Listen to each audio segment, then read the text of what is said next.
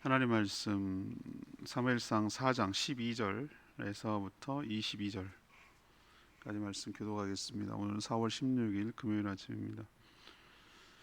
구약성 414조 사무엘상 4장 12절에서 22절까지 말씀 교독하겠습니다. 당일에 어떤 베냐민 사람이 진영에서 달려 나와 자기의 옷을 찢고 자기의 머리에 티끌을 덮어쓰고 실로에 이르니라. 그가 이럴 때 엘리가 길 옆 자기의 의자에 앉아 기다리며 그의 마음이 하나님의 괴로 말미암아 떨릴 즈음이라. 그 사람이 성읍에 들어오매 알림에 온 성읍이 부르짖는지라. 엘리가 그 부르짖는 소리를 듣고 이르되 이 떠드는 소리가 어찌 됨이냐. 그 사람이 빨리 가서 엘리에게 말하니 그때 엘리의 나이가 98세라. 그의 눈이 어두워서 보지 못하더라. 그 사람이 엘리에게 말하되 나는 진중에서 나온 자라. 내가 오늘 진중에서 도망하여 왔나이다. 엘리가 이르되 내 아들아 일이 어떻게 되었느냐. 소식을 전하는 자가 대답하여 이르되 이스라엘이 블레셋 사람들 앞에서 도망하였고 백성 중에는 큰 살육이 있었고 당신의 두 아들 홈니와 비느하스도 죽임을 당하였고 하나님의 괴는 빼앗겼나이다. 하나님의 괴를 말할 때 엘리가 자기 의자에서 뒤로 넘어져 문 곁에서 목이 부러져 죽었으니 나이가 많고 비대한 까닭이라. 그가 이스라엘의 사사가 된 지 40년이었더라. 그의 며느리는 비느하스의 아내가 임신하여 해산 때가 가까웠더니 하나님의 괴를 빼앗긴 것과 그의 시아버지와 남편이 죽은 소식을 듣고 갑자기 아파서 몸을 굽으려 해산하고 죽어갈 때 곁에 서 있던 여인들이 그에게 이르되 두려워하지 말라. 내가 아들을 낳았다 하되 그가 대답하지도 아니하며 관념하지도 아니하고 이르기를 영광이 이스라엘에서 떠났다 하고 아이 이름을 이가봇이라 하였으니 하나님의 괴가 빼앗겼고 그의 시아버지와 남편이 죽었기 때문이며 또 이르기를 하나님의 괴를 빼앗겼으므로 영광이 이스라엘에서 떠났다 하였더라. 아멘.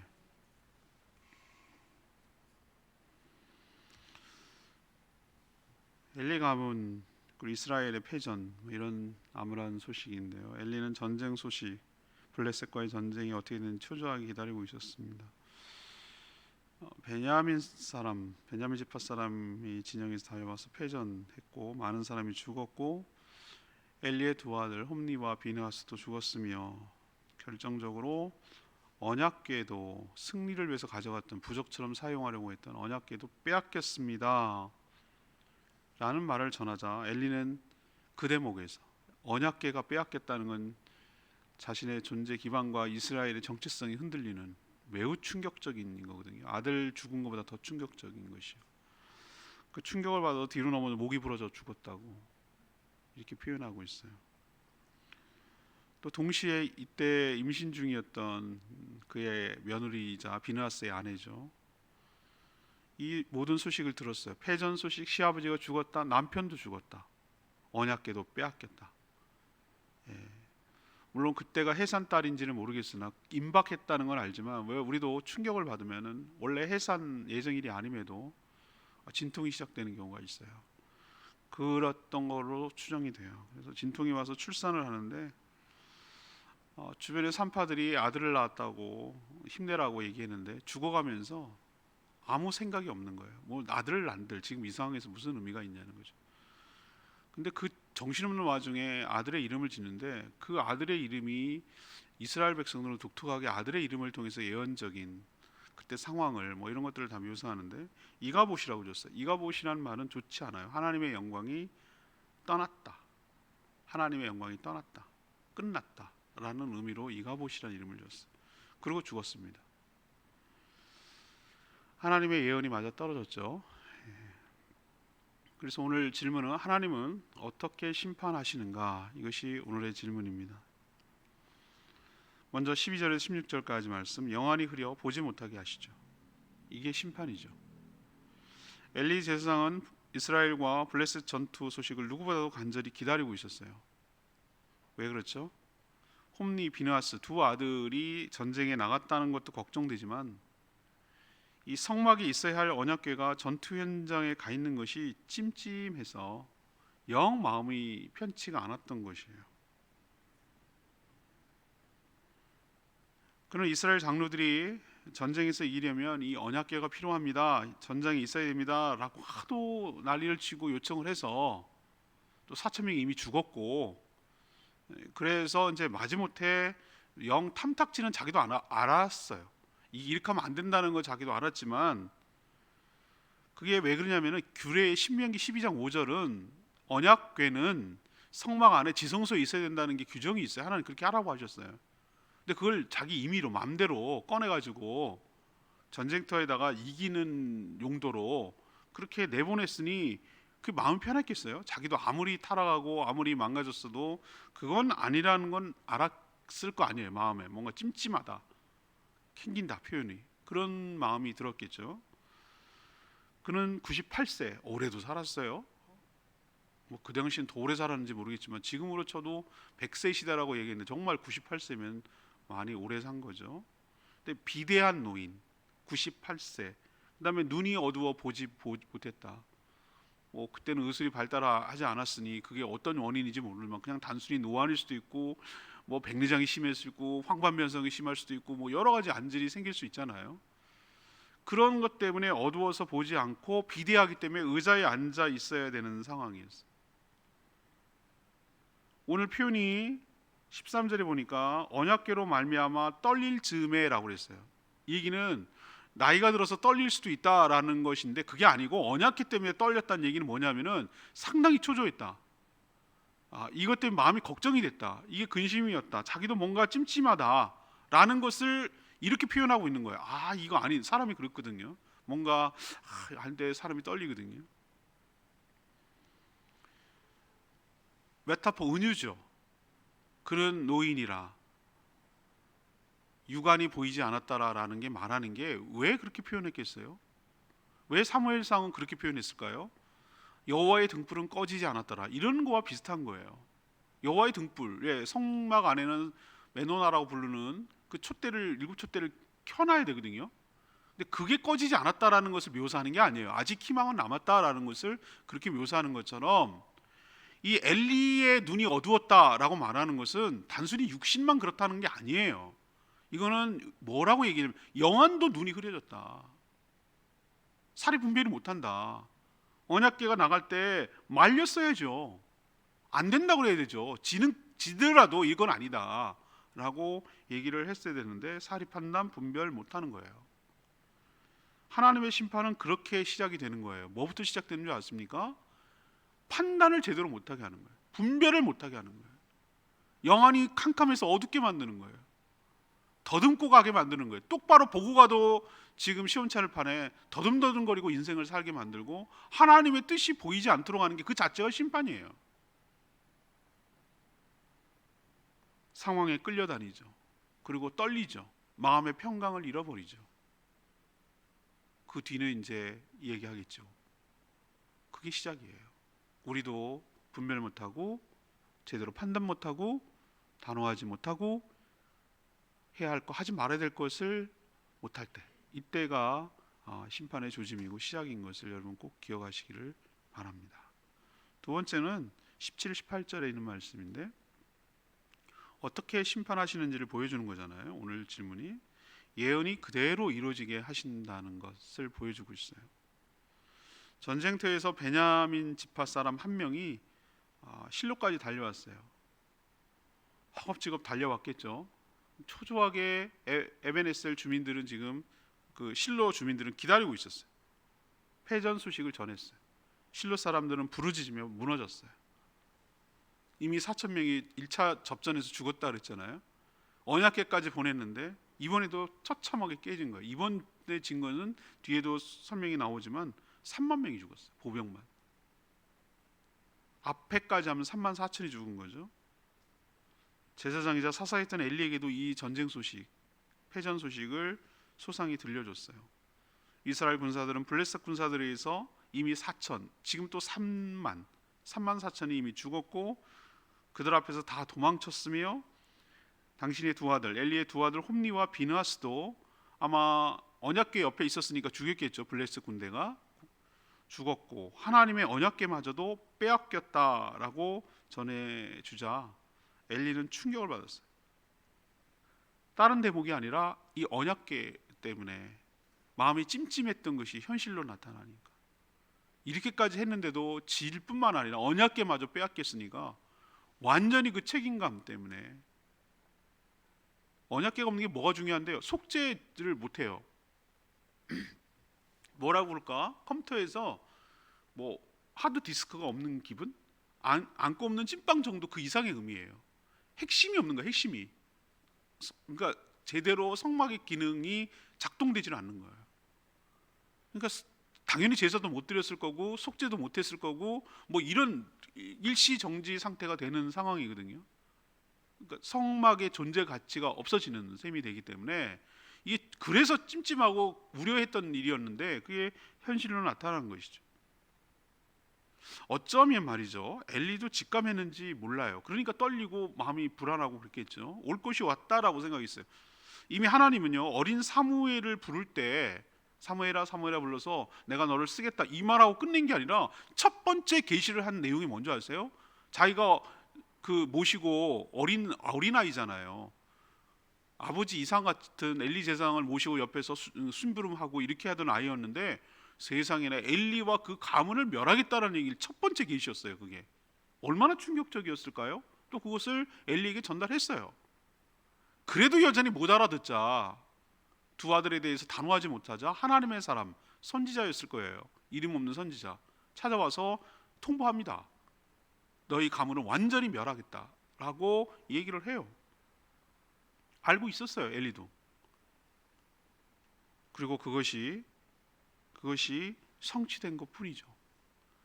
이래도 못 알아들을까 봐 하나님의 사람이 와서 뭐라고 얘기했는 줄 아세요?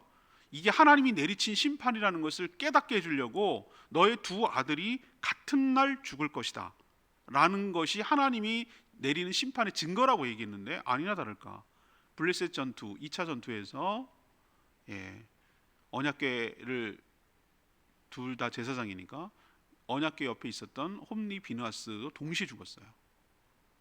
이걸 통해서 이것은 뭐죠? 하나님의 심판이라는 게 명백해졌잖아요. 우리도 하나님의 경고 뭐 우리에게는 없을까요? 여러 가지 이런저런 이유로 하나님께서 우리에게도 그렇게 살지 말라고 경고하실 때가 있어요. 말씀으로 책망하고 말씀으로 얘기할 때가 있어요. 성경의 70~80%가 하나님께서 죄를 지적하시고 책망하고 그런 내용이 주예요. 왜? 우리가 그렇게 살지 못하니까. 근데 많은 사람들은 그냥 잘되고 위로해주고 교회에 올 때 저는 이런 말 들을 때 굉장히 충격적이에요. 요즘 세태를 반영하는 건데 사사시대가 제 소견대로 옳은 대로 행했다고 그러는데 저는 이 시대가 뭐냐면은 종교의 기능이 자기를 위로해주고 자기 마음에 흡족하게 해주는 것으로 그게 규정하고 있다는 게 충격받아요. 한 주 동안 내가 얼마나 힘들게 살고 온 줄 아세요? 주일날 와서도 그런 소리 듣고 싶지 않아요. 그냥 저를 적당하게 발라주시고 위로해주시고 달콤하게 해주세요 라는 걸 요구하는 거예요. 실제로는 그렇게 못하는데 그렇게 살 수가 없는데 살지 않는데 이게 얼마나 이 시대가 영적으로 어두운 시대인지를 보여주는 거예요. 저는 그렇게 생각합니다. 우리가 들어야 될 때는 다 들어야 되는 거예요. 하나님 위로해 주신 말도 들어야 되지만 우리를 책망하시는 말도 들어야 되는 거예요. 우리는 이 남 얘기하듯이 이 엘리 가문의 오늘 이번 주 주일 설교가 그겁니다. 엘리 가문이 왜 망했을까라는 것이 이번 주 주일 설교인데 우리가 이걸 보면서 반면교사로 삼아야 되는 거예요. 나는 그렇지 않을까? 우리 가문은 우리 집안은 그렇지 않을까? 우리는 혹시 그런 문제가 없을까? 라는 걸 삼고 또 삼가 조심하고 또 자신을 살펴보고 이런 험한 꼴을 당하지 않도록 살아가는 것이 하나님의 진짜 뜻이고 하나님이 원하시는 것이지.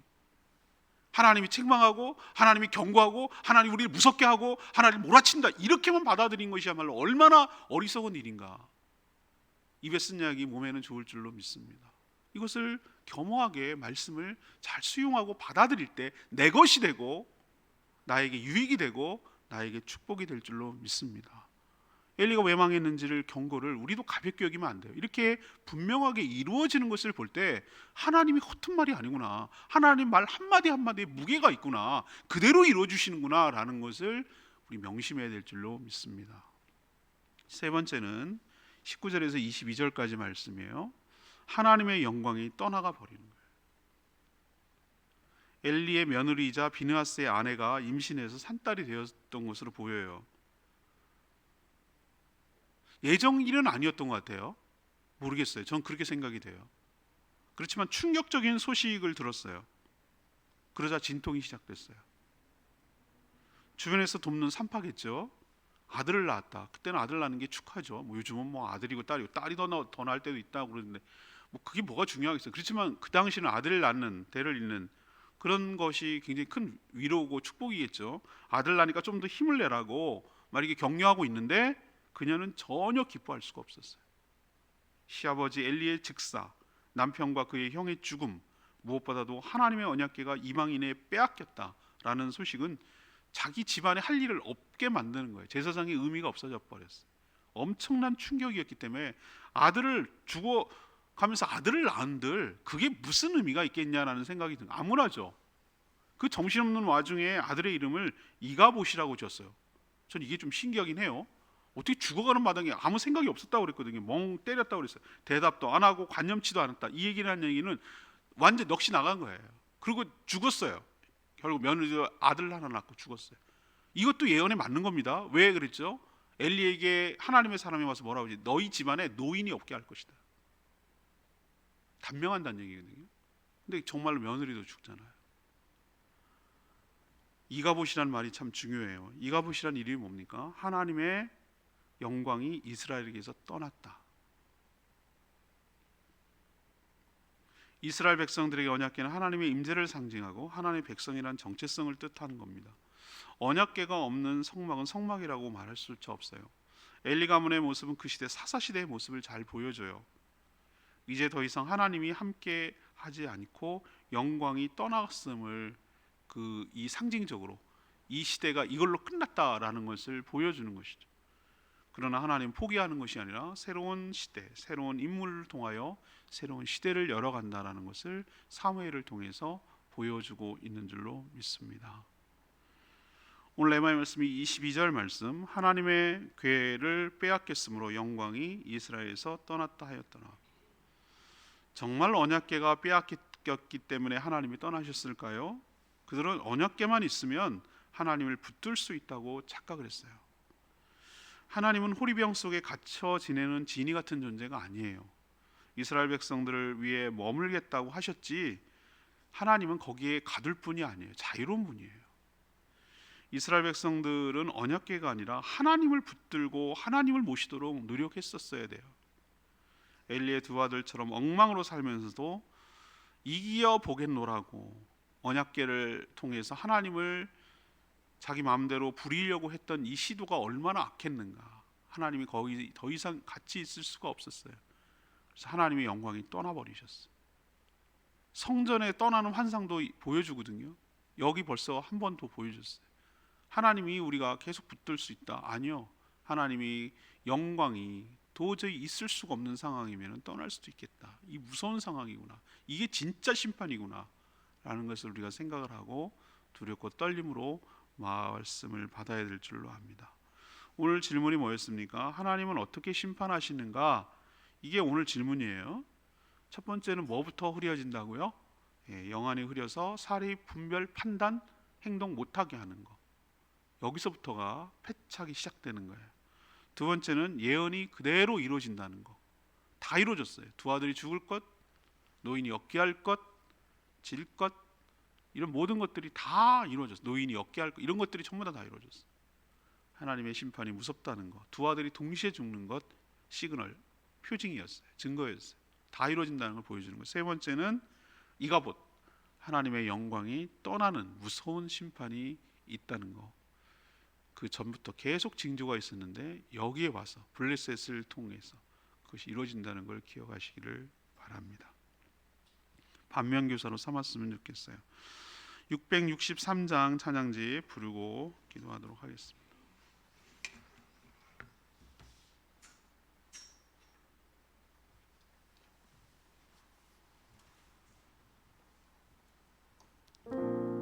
신실하게 진실하게 거룩하게 살게 하소서. 663장입니다.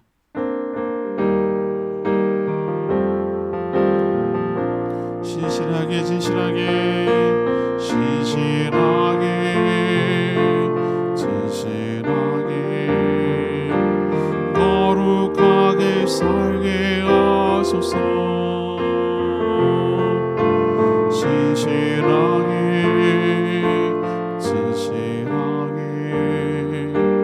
거룩하게 살게 하소서.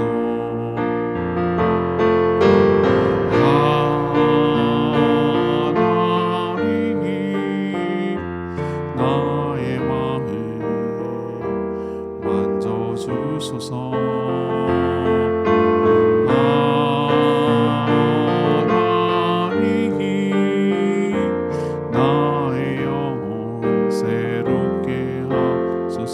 신실하게 진실하게 신실하게 진실하게 거룩하게 살게 하소서. 진실하게 진실하게 거룩하게 살게 하소서.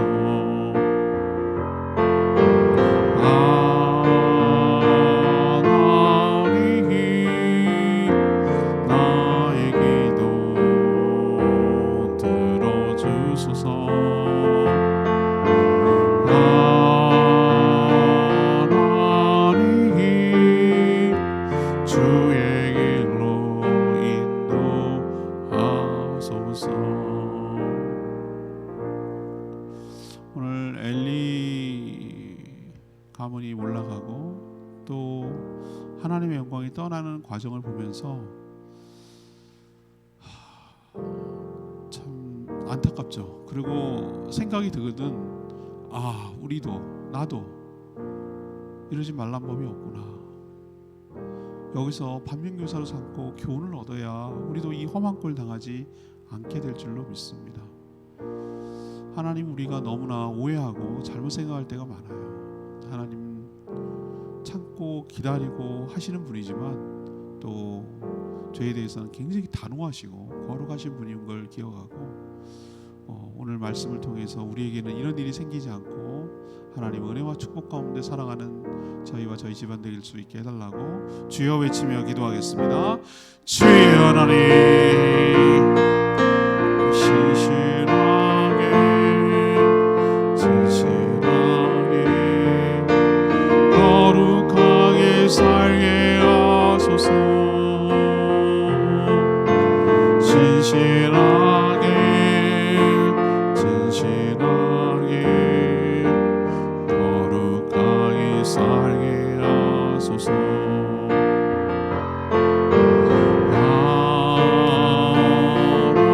하나님이 나의 마음 져주소서.